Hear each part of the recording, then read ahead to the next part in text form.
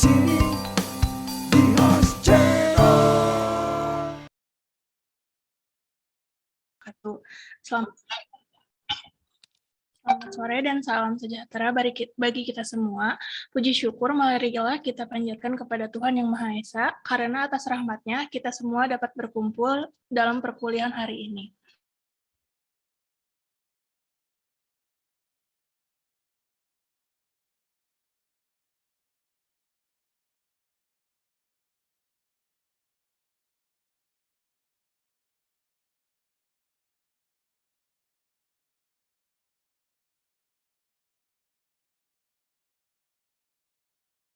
Yang sudah hadir pada pertemuan hari ini.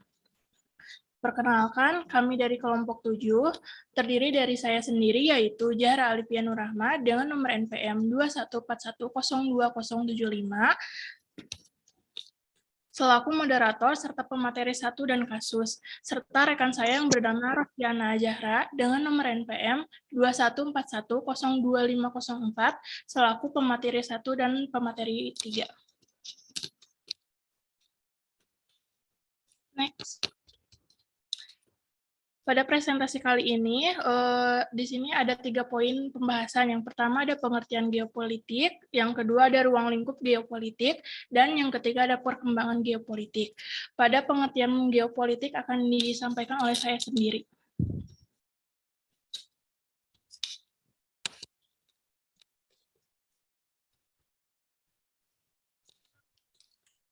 Coba dipulkan PPT-nya.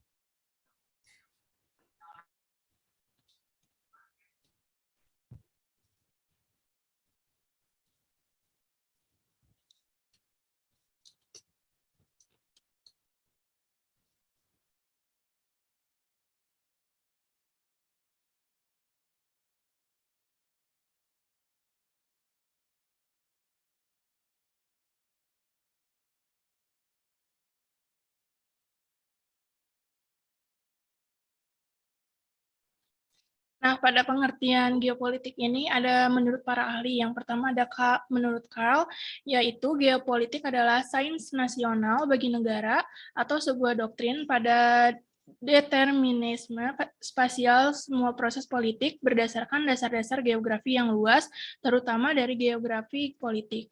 Lalu yang kedua ada Rudolf Kelgen, yaitu geopolitik adalah seni dan praktek dalam menggunakan kekuasaan politik atas sesuatu wilayah tertentu.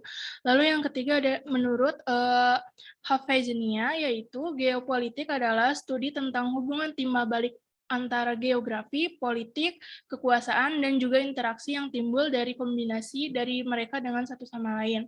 Lalu yang terakhir ada Ad hoc Committee of Geography Association of American Geographers, yaitu geopolitik adalah sebuah kajian tentang interaksi antara wilayah geografis dan proses-proses politik.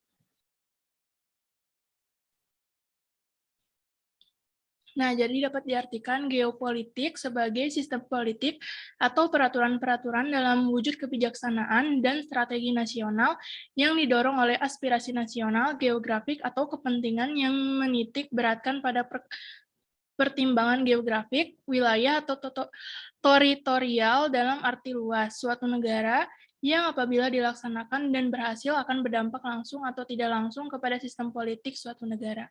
Baik, sekian pengertiannya. Untuk materi selanjutnya akan disampaikan oleh Rosiana. Kepada Rosiana dipersilakan. Baik, terima kasih. Selanjutnya yaitu ruang lingkup geopolitik. Next. Objek dan subjek dari geopolitik yaitu wilayah-wilayah politik, wilayah-wilayah yang terorganisir dan terintegrasikan tersebut dinamakan negara. Menurut Taylor, geografi politik sebenarnya merupakan ilmu yang mempelajari negara-negara. Next. Ruang lingkup dari geopolitik pada dasarnya mempelajari korelasi atau hubungan antara kehidupan berbangsa dan bernegara yang penuh dengan aktivitas politik dengan kondisi alam di sebuah negara. Ruang lingkup geopolitik terdiri dari 2, yaitu analisis pola interaksi antara kehidupan politik masyarakat dengan melihat kondisi alam yang ada di lingkungan sekitar. Yang kedua, negara merupakan subjek dari geopolitik karena negara merupakan sebuah wadah bagi suatu bangsa dan memiliki kondisi geografis yang berbeda-beda. Selanjutnya yaitu perkembangan geopolitik. Next. Secara historis, bangsa Indonesia dapat memerdekakan dan membentuk sebuah negara atas dasar persatuan dan perjuangan bersama dari berbagi keragaman yang ada. Berikut ragam latar belakang yang dapat mempersatukan bangsa Indonesia, di antaranya rasa senasib sepenanggungan karena dahulu pernah dijajah dan mendapat perlakuan diskriminatif. Yang kedua, ada wilayah Indonesia pernah terpisah secara yuridis. Hal ini dikarenakan masih memakai teritorial zone maritim Keringen Ordonati 1939 yang menyebabkan luas laut teritorial negara Indonesia hanya berjarak 3 mil. Dengan kondisi tersebut, jelas sangat mengganggu kedaulatan negara Indonesia. Wilayah negara di negara Indonesia menjadi terbatas dan memungkinkan pihak luar dapat memanfaatkan kondisi tersebut. Selanjutnya, untuk dapat menjadi negara yang berdaulat, diperlukan upaya yang inovatif dan konsisten untuk mewujudkan harapan tersebut. Salah satu upaya tersebut yaitu merealisasikan wilayah laut Indonesia yang berdaulat secara utuh, maka pada tanggal 13 Desember 1957, Indonesia akhirnya memiliki konsep hukum laut yang sering dikenal dengan Deklarasi Juanda untuk mengganti Teritorial Zone Maritim Keringen Ordonanti 1939 yang dianggap banyak merugikan bangsa. Inti dari Deklarasi Juanda yaitu wilayah laut teritorial Indonesia tidak lagi berjarak sejauh 3 mil dari garis pantai. Secara lebih rinci, isi dari Deklarasi Juanda sebagai berikut. Yang pertama, perairan Indonesia, yaitu laut wilayah Indonesia beserta perairan dalam Indonesia. Yang kedua, laut wilayah Indonesia, yaitu jalur laut yang berjarak 12 mil laut.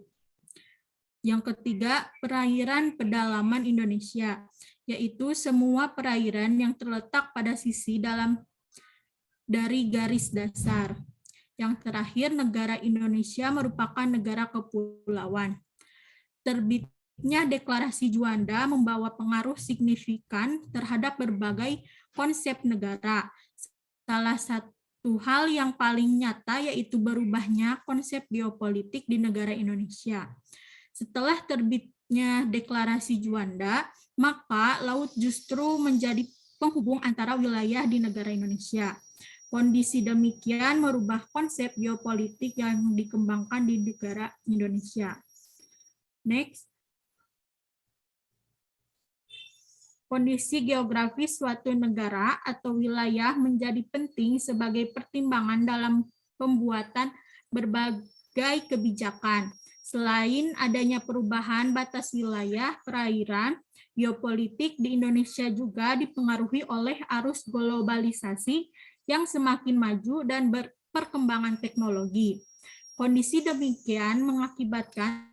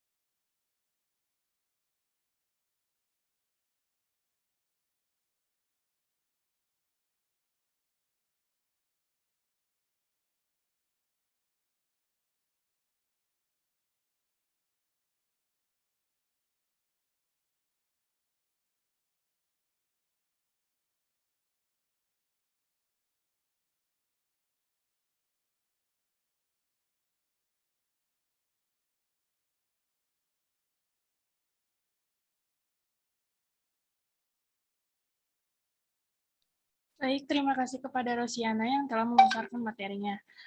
Pada slide selanjutnya. Next. Nah, ini merupakan contoh kasus pandemi COVID-19 dari sisi geopolitiknya.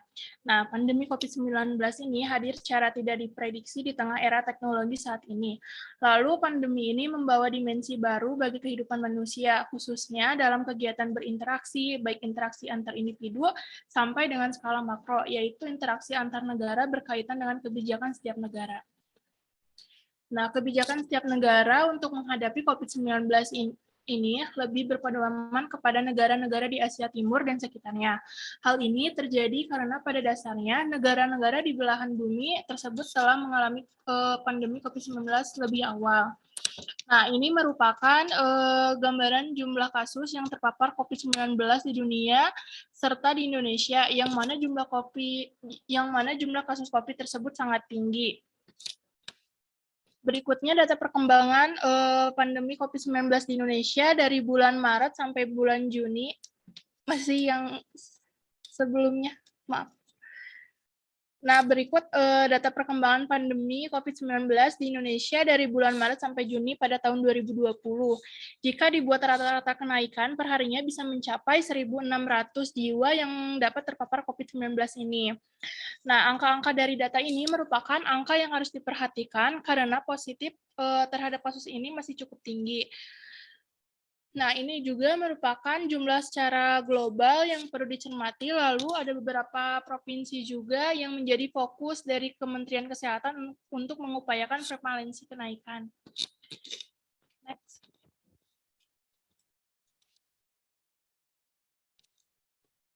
Nah, Indonesia merupakan salah satu negara yang terdampak pandemi COVID-19 ini. Dengan pertambahan angka penyebaran yang cukup tinggi setiap harinya, jumlah pasien positif terinfeksi virus COVID-19 pun meningkat hingga saat ini, menunjukkan gejala akan melambat laju penyebarannya. Hal tersebut tentunya membuat beberapa sektor di Indonesia ikut terdampak. Next. Nah, berikut dampak pandemi dilihat dari sisi geopolitiknya. Yang pertama ada melambatnya roda ekonomi, pendapatan per kapita yang menurun, terus terhentinya beberapa kegiatan ekspor, impor, dan beberapa kegiatan ekonomi lainnya. Hal ini membuat Presiden Joko Widodo memberikan pendekatan pengaruh pada fakta yang telah kita rasakan selama ini, yaitu melambatnya ekonomi di mana hampir sebagian besar rantai produksi di Indonesia ini. Meskipun di satu sisi diharapkan dapat diputus rantai pandemik ini. Namun karena kurangnya kesadaran masyarakat yang dimana mengabaikan physical distancing, maka angka tersebut belum bisa signifikan turun. Akibatnya yaitu kurangnya kesadaran masyarakat. Lalu yang terakhir yaitu kurangnya tenaga medis dan alat kesehatan, yang dimana para medis diharuskan menggunakan alat pelindung diri yang kurang layak. Selanjutnya.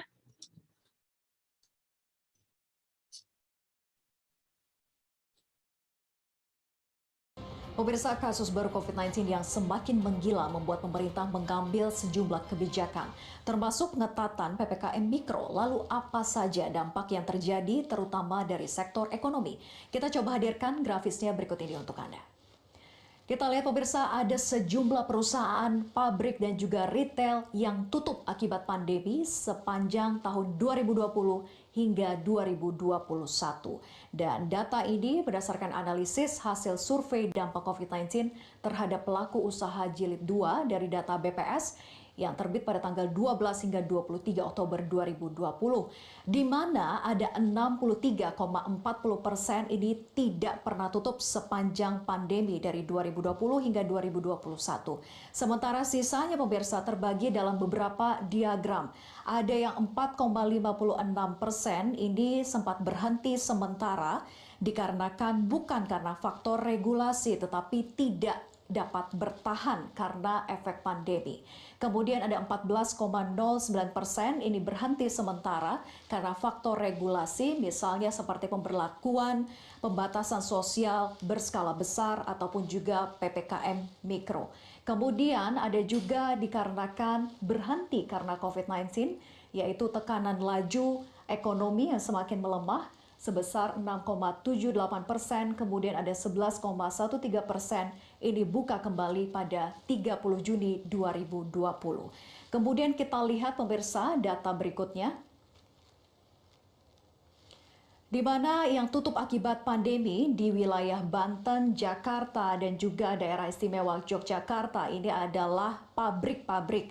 Untuk di kawasan Banten sendiri, dari 16.000 perusahaan ada 800 yang bangkrut.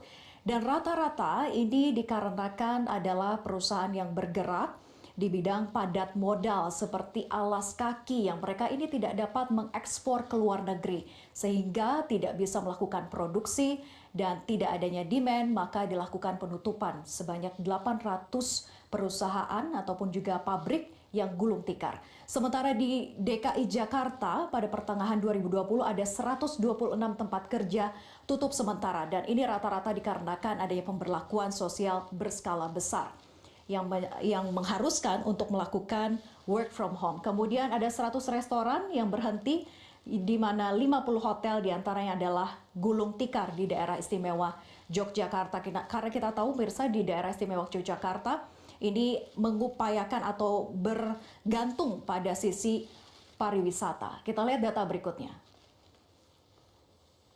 Kemudian ini adalah perusahaan retail di mana 6 tutup sejak tahun 2020. Ada Matahari Department Store, 25 gerainya tutup. Kemudian ada Supermarket Giant, 395 gerainya juga tutup. Ada Pusat Perbelanjaan Golden Truly, kemudian toko buku Gramedia, ada Central Department Store, dan juga ada toko buku Kinokuniya, 2 gerai yang tutup dari 3 gerai. Kita lihat data berikutnya pemirsa. Kalau tadi dari sisi pabrik, perusahaan retail, dan saat ini adalah UMKM, di mana UMKM ini ada 30 juta yang gulung tikar karena pandemi COVID-19 melemahnya tingkat demand ataupun juga permintaan dan ketidakmampuan untuk melakukan produksi. Dan pemirsa, ini adalah gambaran bagaimana kerasnya tekanan ekonomi dikarenakan pandemi COVID-19 yang masih melanda Indonesia. Terlebih angka COVID-19 secara nasional sampai dengan tahun 2021 ini semakin meningkat luar biasa sehingga dibutuhkan penanggulangan dan juga gerak cepat oleh pemerintah daerah maupun juga pemerintah pusat. Demikian paparan untuk kali ini, saya kembalikan ke Marvin Sulistyo. Baik, terima kasih Vera untuk paparan datanya pada pagi hari ini. Nah, baik, pada video yang telah ditayangkan tersebut, itu merupakan gambaran perekonomian Indonesia pada beberapa tahun ke belakang ini ya. Sekian presentasi dari kelompok kami. Terima kasih. Wassalamualaikum warahmatullahi wabarakatuh. Apakah ada yang bertanya?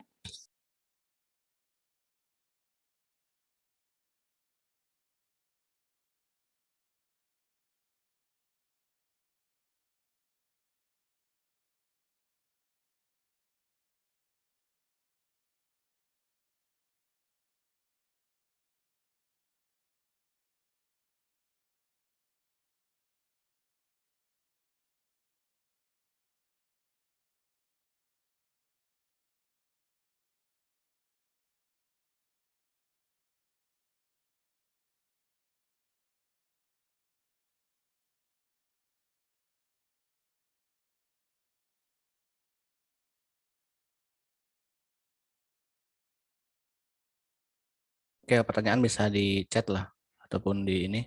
Coba biar lebih efisien. Sekarang boleh lanjut ke kelompok yang kedua.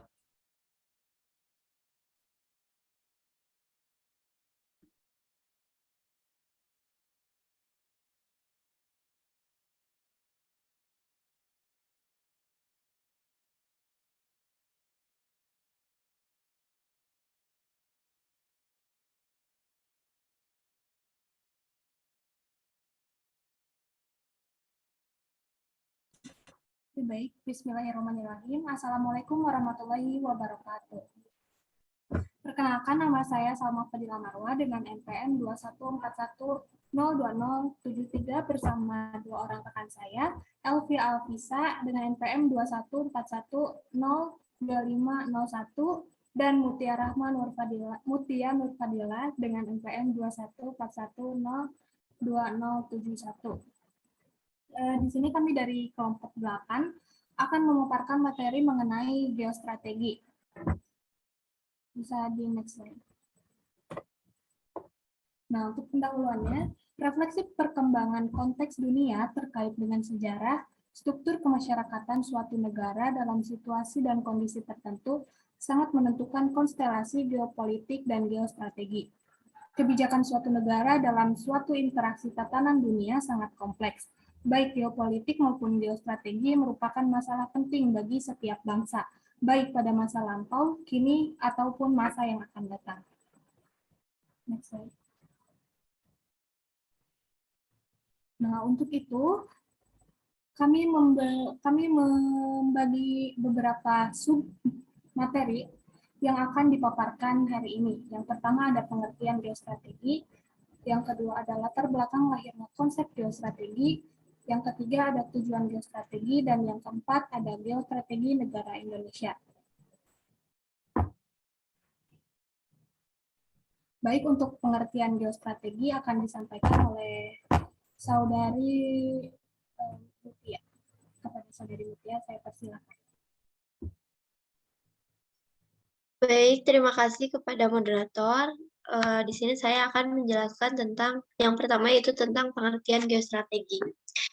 Secara umum atau secara garis besar, geostrategi berasal dari kata geografi dan strategi. Geografi merujuk kepada ruang hidup nasional, wadah atau tempat, adapun strategi diartikan sebagai upaya menggunakan dan memanfaatkan semua sumber daya bangsa untuk melaksanakan kebijaksanaan tertentu. Geostrategi merupakan strategi dalam memanfaatkan kondisi geografi negara untuk menentukan tujuan dan kebijakan negara dalam mencapai tujuan nasional. Nah, di sini ada pun pengertian geostrategi menurut para ahli, menurut beberapa para ahli, yaitu yang pertama ada Purnomo. Menurut Purnomo, geostrategi merupakan pelaksanaan geopolitik dalam negara atau cara suatu negara sebagai upaya mewujudkan geopolitik yang telah dirumuskan.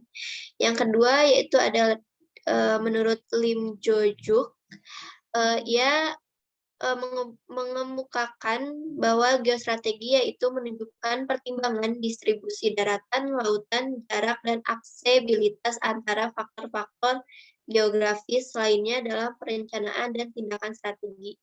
Yang terakhir yaitu menurut Rogers dan Simon, geostrategi membahas tentang pelaksanaan kekuasaan atas ruang kritis di permukaan bumi, tentang keahlian menjalin kehadiran politik dalam sistem internasional. Dicukupkan sekian untuk pengertian geostrategi. Saya kembalikan kepada moderator. Baik, terima kasih kepada Saudari Mutia yang telah memaparkan materinya dengan baik. Untuk selanjutnya, kita lanjut ke latar belakang lahirnya konsep geostrategi yang akan dipaparkan oleh Saudari Alvia. Kepada Saudari Alvia, saya persilakan. Baik, terima kasih. Sebelumnya mohon maaf tidak bisa on cam karena terkendala kamera. Materi yang kedua yaitu tentang latar belakang lahirnya konsep geostrategi. Menurut Hang White tahun 2009, geostrategi merupakan kata yang relatif asing. Istilah tersebut pertama kali digunakan akhir tahun 1930-an hingga 1940-an oleh para sarjana yang berbasis di Amerika Serikat. Sebagian besar sarjana tersebut ialah pengungsi baru yang menyelamatkan diri dari ancaman Nazi Jerman. Yang selanjutnya yaitu ada alasan utama munculnya konsep geografi, yaitu ada 3, Yang pertama yaitu ada geopolitik. Geopolitik merupakan istilah yang dihindari karena konotasi Nazinya. Interpretasi atau analisis geopolitik tetap berlanjut, tetapi hal ini menyatu sebagai studi strategi atau geografi politik. Biasanya digunakan istilah yang lebih netral untuk menyebutkan geopolitik, yaitu geostrategi. Yang kedua yaitu ada teknologi. Teknologi berupa sarana transportasi cepat seperti kereta api dan pesawat terbang yang dapat mengubah hubungan antara manusia dengan relasi geografis di dunia yang lebih besar. Yang ketiga yaitu kemunculan geostrategi. Kemunculan geostrategi ini merupakan perkembangan dari ilmu geopolitik itu sendiri. Yang selanjutnya yaitu ada tujuan geostrategi. Tujuan geostrategi menurut beberapa ahli ada 3. Yang pertama yaitu menurut Kaelan dan Ahmad Jubaidi. Menurut Kaelan dan Ahmad Jubaidi, tahun 2007, tujuan geostrategi yaitu memberikan arahan tentang upaya membuat strategi pembangunan dan keputusan yang terukur guna mewujudkan masa depan yang lebih aman, lebih baik, dan bermartabat. Yang kedua yaitu menurut Rogers. Menurut Rogers tahun 2011, tujuan geostrategi yaitu untuk menghubungkan geostrategi dan politik demi memaksimalkan kekuatan dan jangkauan wilayah domestik dan untuk berkubu bagi tatanan internasional yang menguntungkan. Geostrategi melibatkan sebuah perencanaan atau planning yang komprehensif, menetapkan cara untuk mencapai tujuan nasional atau mengamankan aset yang memiliki arti penting bagi militer atau politik. Yang selanjutnya yaitu menurut Herdiawanto dan Jumantan tahun 2010. Menurut Herdiawanto dan Jumantan, tujuan geostrategi diarahkan untuk yang pertama yaitu untuk menegakkan hukum dan ketertiban. Yang kedua yaitu untuk mewujudkan kesejahteraan dan kemakmuran. Yang ketiga yaitu untuk menyelenggarakan pertahanan dan keamanan. Yang keempat yaitu untuk mewujudkan keadilan hukum dan keadilan sosial. Yang kelima yaitu ketersediaan kesempatan bagi rakyat untuk mengaktualisasikan diri. Yang selanjutnya yaitu salah satu konsep geostrategi yang ingin dimanifestasikan yaitu kompetensi bangsa Indonesia untuk melindungi nilai-nilai yang ada dalam kehidupan berbangsa dan bernegara terhadap ancaman, tantangan, hambatan, gangguan yang datang dari luar ataupun dari dalam. Dan kesejahteraan yang ingin dicapai sebagai manifestasi dari konsep geostrategi dapat dianalogikan sebagai kompetensi bangsa Indonesia dalam rangka menumbuhkan dan mengembangkan nilai-nilai fundamental demi kemakmuran rakyat yang adil dan merata. Cukup sekian yang dapat saya sampaikan. Saya kembalikan ke moderator.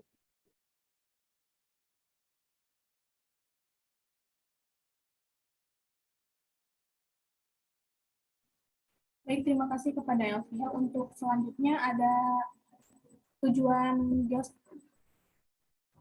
untuk selanjutnya ada geostrategi Indonesia.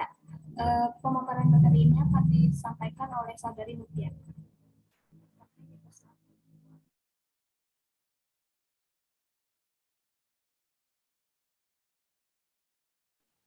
Baik, terima kasih kepada moderator. Di sini saya akan menjelaskan tentang geostrategi negara Indonesia. Dalam proses mempertahankan kedaulatan sebuah negara, sebagai bangsa membutuhkan pemahaman mengenai geopolitik dan perlu merasionalisasikannya dalam kehidupan berbangsa dan bernegara. Rasionalisasi tersebut memerlukan sebuah strategi, cara, atau metode agar tujuan yang diinginkan dapat dicapai secara maksimal. Menurut lampiran Peraturan Presiden RI Nomor 97 Tahun 2015 tentang Kebijakan Umum Pertahanan Negara tahun 2015 sampai 2019, geostrategi Indonesia adalah strategi bangsa Indonesia dalam memanfaatkan wilayah negara Kesatuan Republik Indonesia atau NKRI sebagai ruang hidup nasional guna merancang arahan tentang kebijakan dan sasaran pembangunan untuk mencapai kepentingan dan tujuan nasional.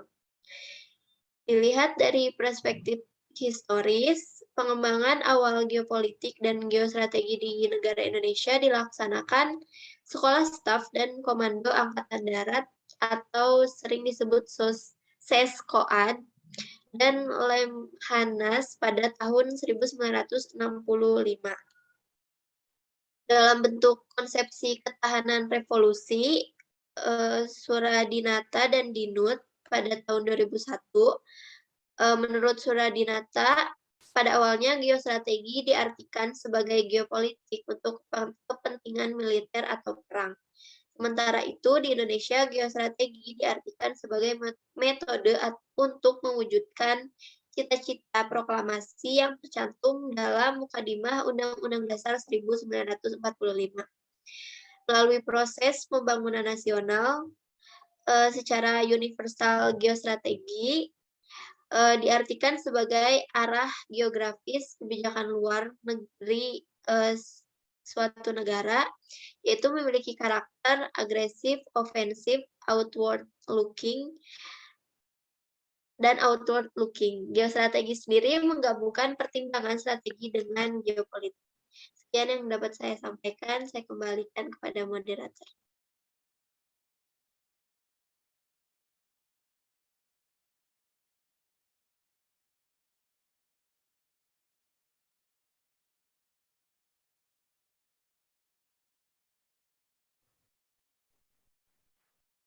Oke, untuk selanjutnya ada sifat-sifat geostrategi Indonesia akan disampaikan oleh saya sendiri.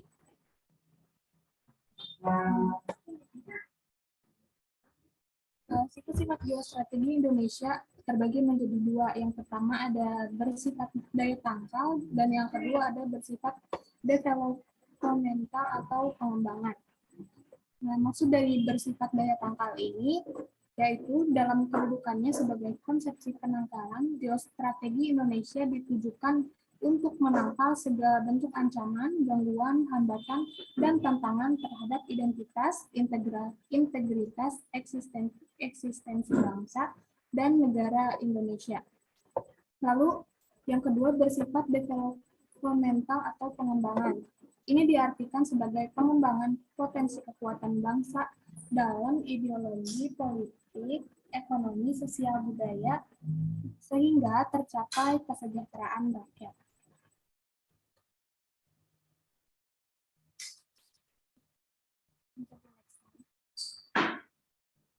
Lalu selanjutnya,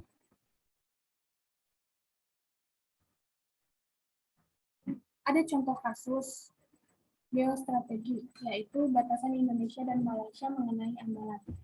Untuk contoh kasus ini bisa simak video yang kami berikan. Bisa.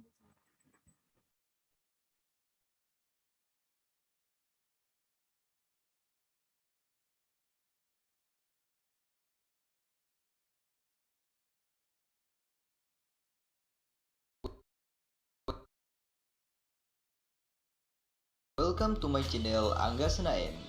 Seperti yang kita ketahui, sengketa antara Indonesia dan Malaysia tentang Ambalat adalah blok laut luas mencakup 15.235 km persegi yang terletak di Laut Sulawesi atau Selat Makassar dan berada di dekat perpanjangan perbatasan darat antara Sabah, Malaysia, dan Kalimantan Timur. Penamaan blok laut ini didasarkan atas kepentingan eksplorasi kekayaan laut dan di bawah laut, khususnya dalam bidang pertambangan minyak. Blok laut ini tidak semuanya kaya akan minyak mentah. Awal persengketaan. Persoalan klaim diketahui setelah pada tahun 1967 dilakukan pertemuan teknis pertama kali mengenai hukum laut antara Indonesia dan Malaysia. Kedua belah pihak telah sepakat, kecuali Sipadan dan Ligitan diperlakukan sebagai keadaan status quo, sengketa Sipadan dan Ligitan. Pada tanggal 27 Oktober 1969, dilakukan penandatanganan perjanjian antara Indonesia dan Malaysia yang disebut sebagai Perjanjian Tapal Batas Kontinental Indonesia-Malaysia. Kedua negara melakukan ratifikasi pada 7 November 1969. Tak lama berserang, masih pada tahun 1969, Malaysia membuat peta baru yang memasukkan Pulau Sipadan, Ligitan, dan Batu Putih. Tentunya, hal ini membingungkan Indonesia dan Singapura, dan pada akhirnya Indonesia maupun Singapura tak mengakui peta baru Malaysia tersebut. Kemudian pada tanggal 17 Maret 1970 kembali ditandatangani Persetujuan Tapal Batas Laut Indonesia dan Malaysia. Akan tetapi, pada tahun 1979, pihak Malaysia membuat peta baru mengenai tapal batas kontinental dan maritim dengan yang secara sepihak membuat perbatasan maritimnya sendiri dengan memasukkan blok maritim Ambalat ke dalam wilayahnya, yaitu dengan memajukan koordinat 4 derajat 10 derajat arah utara melewati Pulau Sebatik.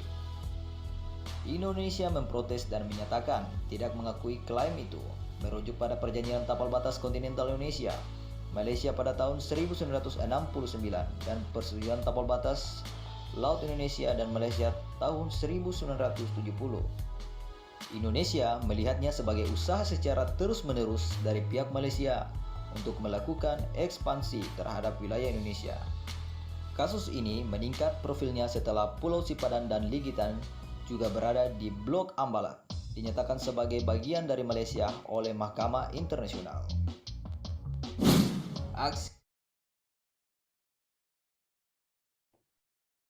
Nah, mungkin video tadi adalah sengketa dari contoh kasus geostrategi yang dialami oleh Indonesia dengan Malaysia karena perebutan wilayah Ambalat.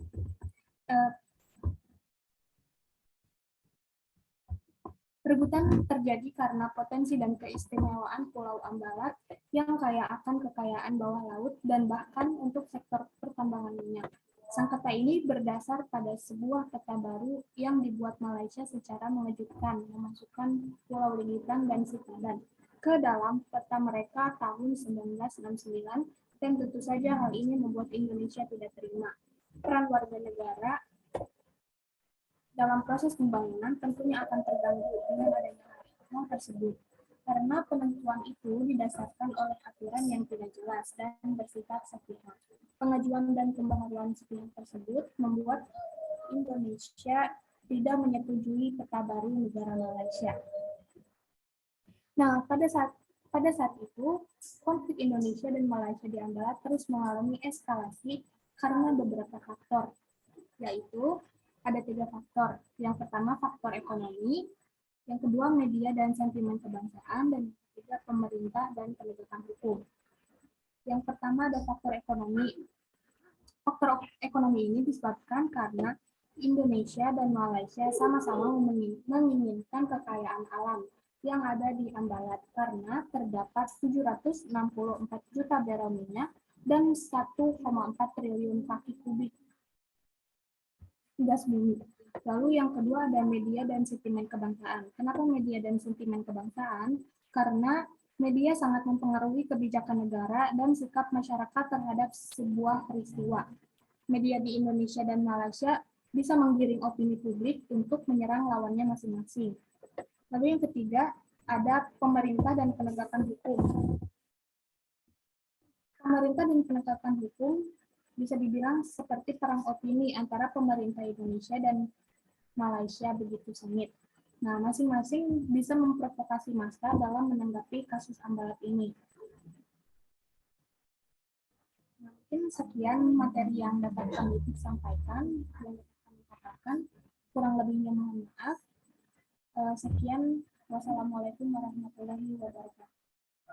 Untuk selanjutnya akan saya buka sesi tanya jawab bagi teman-teman semua yang ingin bertanya bisa raise hand terlebih dahulu dan pertanyaannya akan kami tampung terlebih dahulu dan akan kami jawab setelahnya.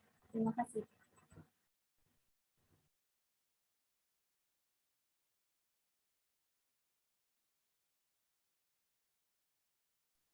Ya, Sophia, dipersilakan. Izin ini buat kelompok Zahra dulu. Zahra kelompok 7 ya? Ya. Izin bertanya. Sebelumnya mohon maaf saya tidak bisa on cam dikarenakan sesuatu. Pertanyaannya kan pemerintah tentang geopolitik. Pemerintah kan membuat kebijakan itu berdasarkan kondisi geografisnya kan. Nah, aplikasi nyata dalam geopolitik itu untuk kesejahteraan masyarakat Indonesia itu apa? Itu pertanyaannya. Apakah cukup jelas, Zahra? Iya, cukup.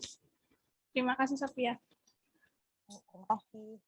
Terus untuk kelompok Elvia, kelompok 8 ya, El? Iya, Sob. Izin bertanya juga. Enggak. Ya seperti yang kita ketahui kan ya, letak geografis Indonesia itu sangat memiliki banyak potensi gitu untuk memanfaatkannya. Nah, contoh penerapan yang efektif dan strategis dalam memanfaatkan potensi geografis yang Indonesia miliki itu apa? Bagaimana? Begitu. Apakah cukup jelas pertanyaannya, El? Cukup. Makasih, Sophia. Oke, sama-sama.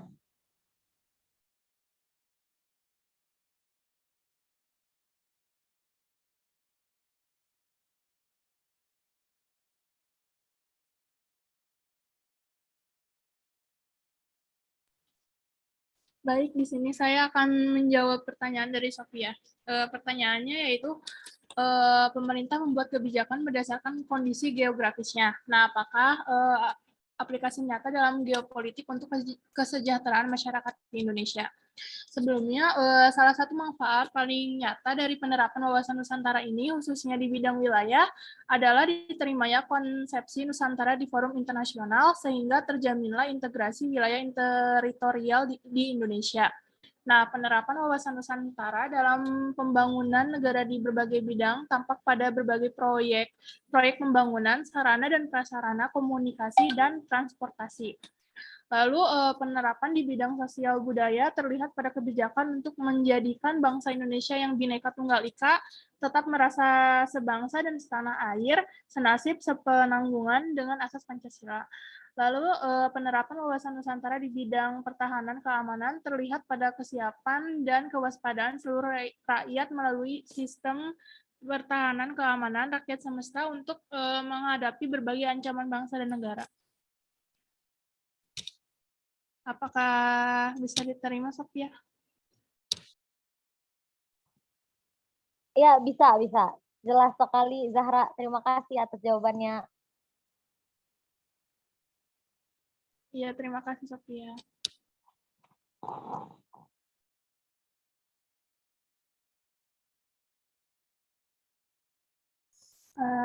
Mohon izin menjawab pertanyaan dari Sophia ya. Kan pertanyaannya itu berikan contoh nyata penerapan yang efektif dan strategis dalam memanfaatkan potensi geografis Indonesia.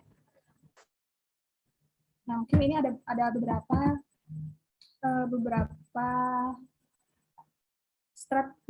contoh penerapan yang dirasa efektif dan strategis untuk potensi geografis Indonesia. Yang pertama ada meningkatkan konektivitas nasional dengan menghubungkan berbagai wilayah di Indonesia, sehingga dapat mengekspor hasil sumber daya alam tanpa hambatan transportasi dan komunikasi. Lalu selanjutnya ada memanfaatkan potensi sumber daya alam dengan mengembangkan dan menggunakan teknologi sehingga memiliki nilai tambah bagi Indonesia. Lalu yang ketiga ada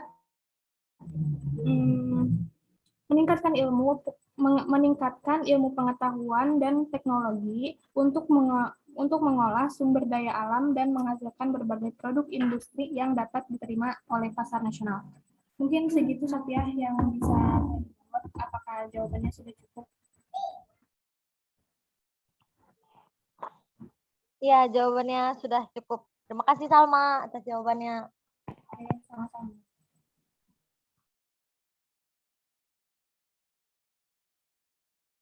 Mungkin teman-teman yang lain ada yang mau bertanya lagi atau bisa dicukupkan?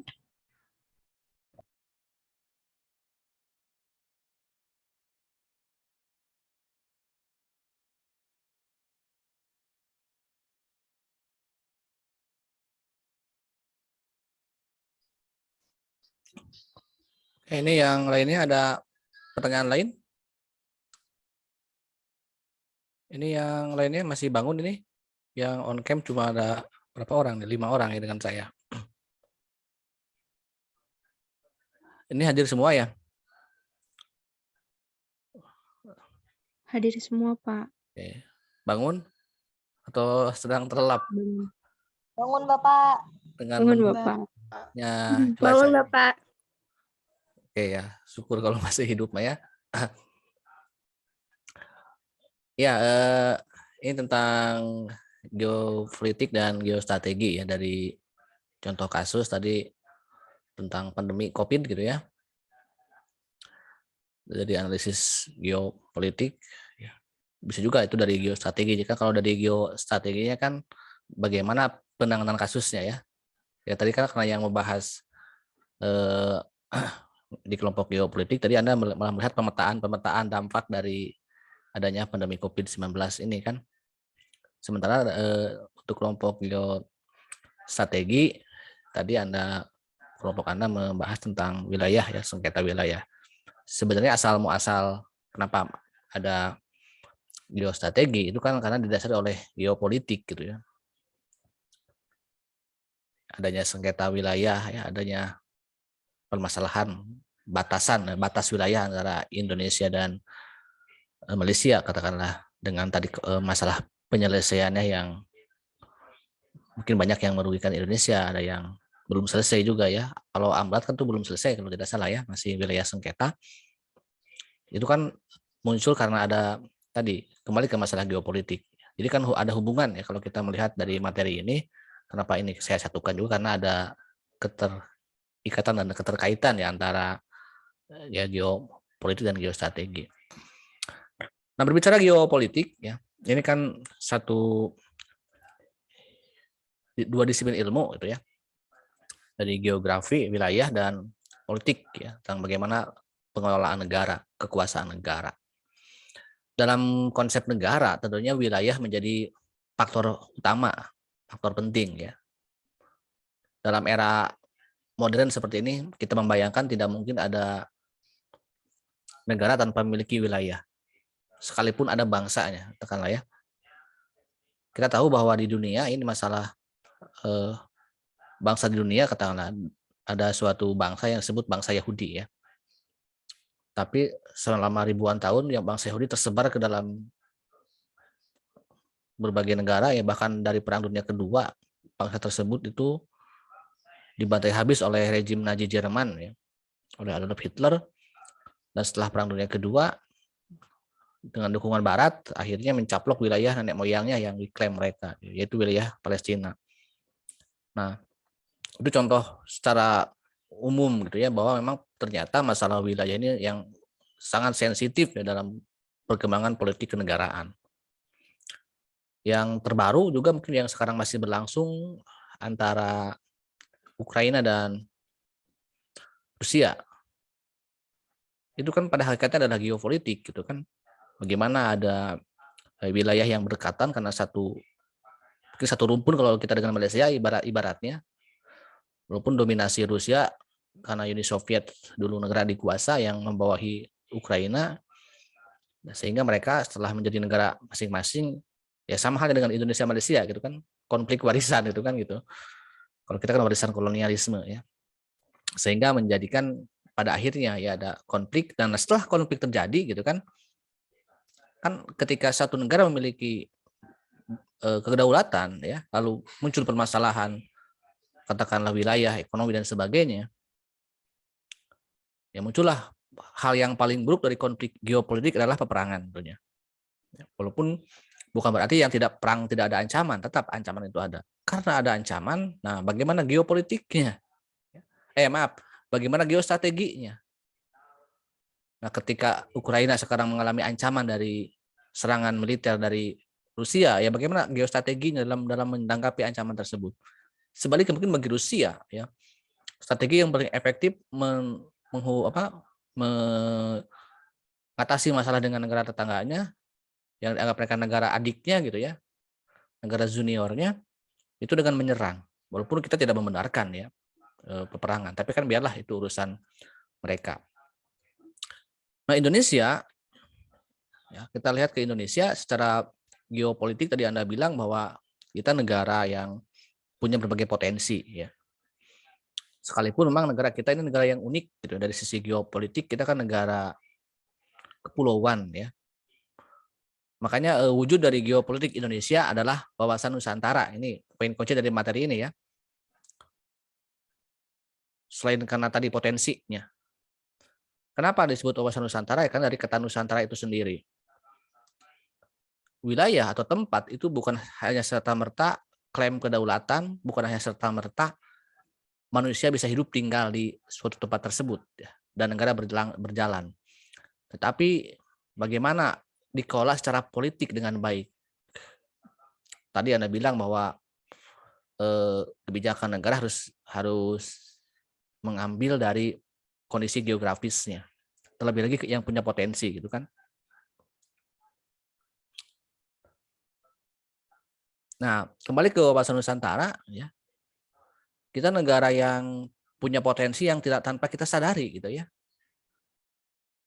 Yaitu potensi lautnya. Karena luas laut kita ya. Yang setelah deklarasi Juanda itu kita punya konsep yang lebih jelas ya tentang wilayah Nusantara ini atau negara Indonesia ini. Tetapi kita tidak sadar ya bahwa potensi ini apakah sudah dimanfaatkan atau tidak, sudah dikelola atau tidak. Dan dengan luas lautan yang begitu besar ya, jauh lebih besar 2/3 dari luas wilayah, sementara daratannya hanya 1/3 ya. Tapi sayangnya kan manusia Indonesia kebanyakan tinggal di darat ya. Di luas yang di daratannya yang 1/3-nya. Karena saya tidak melihat data penduduk Indonesia yang tinggal di lautan. Mau nggak tinggal di laut, Mutia? Kalau Jahra, Mutia jadi Ayu, teman-teman semua di sini, kalau Anda nantinya jadi Putri Duyung mungkin kalau tinggal di laut ya. Kalau saya mungkin jadi Putra Duyung ya. Nah, walaupun lautan ini tidak kita tinggali, tapi ini potensinya luar biasa gitu ya. Sebenarnya masalah yang banyak sekali, bukan hanya sengketa perbatasan atau pulau-pulau dengan Malaysia ya, pulau-pulau terluar, tapi juga masalah pencurian ikan gitu ya. Masalah Natuna, itu masalah geopolitik ya yang belum terselesaikannya dengan Vietnam, belum lagi ya negara-negara ya seperti Vietnam, ya Jepang tuh, Cina sering menyerobot ke perairan kita itu kan, mencuri ikannya dan sebagainya. Ini masalah-masalah yang tanpa kita sadari bahwa itu kalau kita benar-benar serius ya mengendalikan negara ini dengan konsep maritim dunia ya, sebagai poros maritim dunia yang dikampanyekan Pak Jokowi ya, bahkan sampai membentuk ada Menko Kemaritiman yang pada akhirnya kan marah mengurus COVID kemarin ya, terus mengurus minyak goreng 2 minggu lalu ditunjuk, terus sekarang ngurus Candi Borobudur ya, Menko Kemaritimannya. Kenapa tidak mengurus sesuai dengan apa yang telah dijanjikan oleh sebelumnya gitu ya, sebagai poros maritim dunia?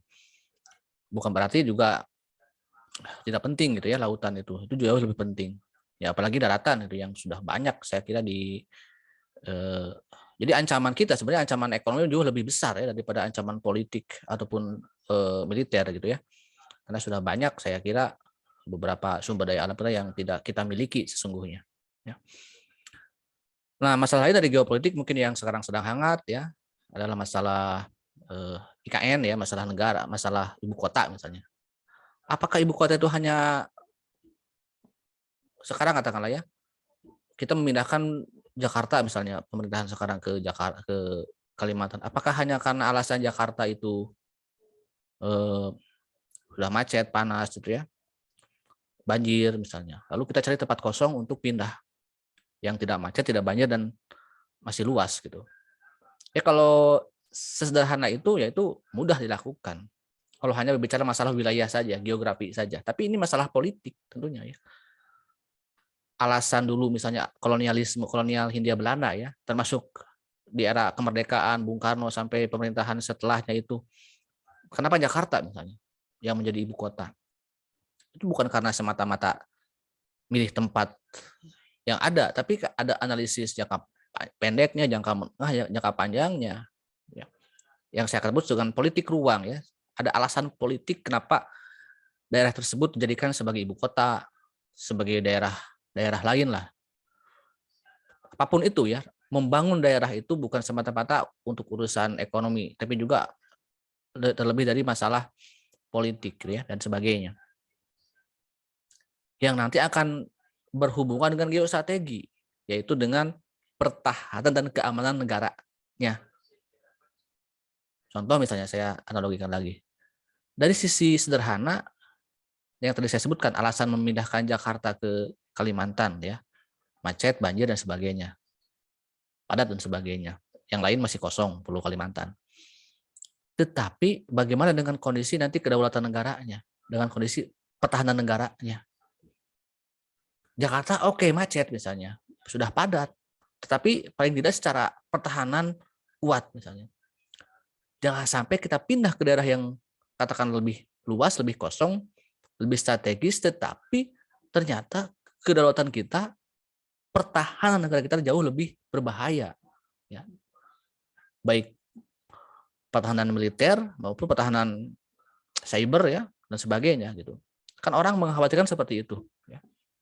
Belum lagi juga masalah tentang kemampuan ekonomi kita saat ini gitu kan. Dan sudah menjadi rahasia umum ya beberapa kalangan kecuali mungkin para elit yang tetap kekeh ingin memindahkan ibu kota. Tapi analisis panjang geopolitiknya itu dengan nanti analisis geostrateginya nanti akan kemana arah negara kita gitu kan. Kalau sematas memindahkan ibu kota seperti pindah kosan misalnya ya gitu. Yang ingin memilih yang lebih nyaman gitu kan dan sebagainya. Jadi tidak sesederhana itu sebenarnya ya memindahkan, karena ini masalah geopolitik dan nanti akan berhubungan dengan geostrategi dan nasib negara bangsa ini ke depannya. Nah, wujud dari geostrategi Indonesia adalah ketahanan nasional ya, tadi juga mungkin sudah disinggung oleh kelompok yang presentasi ya, bagaimana kita menghadapi ancaman ya, tantangan, hambatan, gangguan. Karena ada ancaman ya, baik ancaman militer maupun non militer. Yang bagi bangsa kita ancaman non militer mungkin jauh lebih berbahaya dan jauh lebih ada pada saat ini. Karena setiap negara memiliki ancaman dan harus memiliki pertahanan negara, sehingga nah ini bukan hanya tanggung jawab negara. Saya akan masuk ke kunci utama dari materi ini, yaitu tentang bagaimana kewajiban untuk melakukan upaya bela negara. Kita pun sama ya sebagai warga negara turut serta wajib melakukan upaya bela negara. Walaupun memang bela negara di kita sekarang tidak lagi di zaman dahulu ya, atau di negara yang memiliki ancaman militer. Kalau negara yang memiliki ancaman militer, wujud bela negaranya dengan wajib militer. Seperti yang dilakukan oleh para artis K-pop ya. Mereka gaya-gayaan tapi sebenarnya dalam satu waktu harus melakukan wajib militer. Karena ancaman terdekatnya adalah perang dengan negara tetangganya yaitu Korea Utara. Nah, wajib militer itu penting ya ketika menghadapi ancaman militer. Katakanlah rakyat Ukraina karena habis tentaranya, lalu negara memberikan senjata kepada rakyatnya. Bayangkan kalau rakyatnya tidak mampu menggunakan senjata, itu berbahaya gitu kan. Itulah penting ya bagi negara-negara yang mengadakan wajib militer mengantisipasi kondisi terburuk kalau seandainya negaranya mengalami peperangan dan mereka harus terpaksa mengangkat senjata. Nah, di Indonesia, coba Anda cek ya, bentuk-bentuk bela negara itu apa saja ya yang diatur oleh Undang-Undang tentang bela negara. Salah satunya yang paling utama adalah ya yang paling sederhana utama adalah tentang misalnya Anda bagaimana melakukan upaya bela negara dalam profesi Anda nanti sebagai ahli kesehatan, ahli gizi misalnya yang berkontribusi terhadap pembangunan negara. Ya termasuk yang paling konkret lagi sekarang kita juga dalam upaya pembelaan negara yaitu pendidikan keluarga negaraan ya. Ini upaya wujud salah satu jenis dari bela negara ya mata kuliah kita hari ini. Makanya menjadikan sebagai mata kuliah wajib di semua jurusan di perguruan tinggi di Indonesia.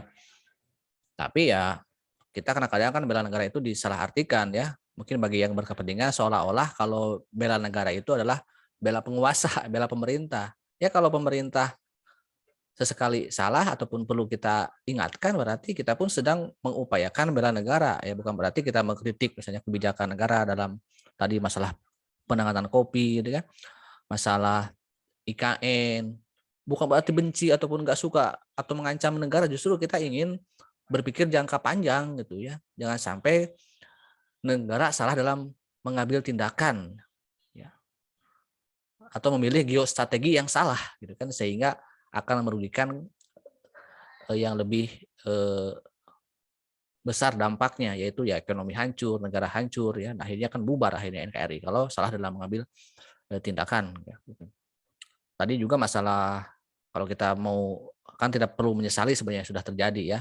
Salah satu kenapa muncul COVID-19 dan kita menjadi negara yang sangat terkena dampaknya yang luar biasa di saat itu kan sebenarnya ada kesalahan dari menanggapi isu itu pada awalnya kan terlalu lalai gitu kan ketika negara yang sudah melakukan upaya menutup diri dari katakanlah wisata asing ataupun bandara dan sebagainya, ternyata kita malah mempromosikan wisata ya.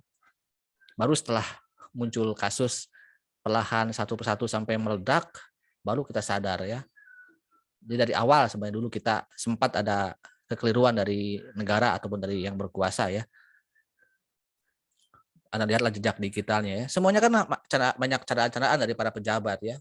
Ada yang bilang tidak cocok di iklim tropis ya. Atau Indonesia diberkati oleh Tuhan dan sebagainya ya. Kalau tanpa ikhtiar kita ya. Kenapa tidak menutup diri ya? Karena saking butuhnya ekonomi dulu, butuhnya wisatawan, malah secara besar-besaran ya membuka mempromosikan wisata dulu saat itu ya di awal-awal baru muncul satu persatu ya COVID atau virus corona ini. Oke, itu mungkin yang dapat saya sampaikan di pertemuan ini. Ada yang mau menanggapi lagi?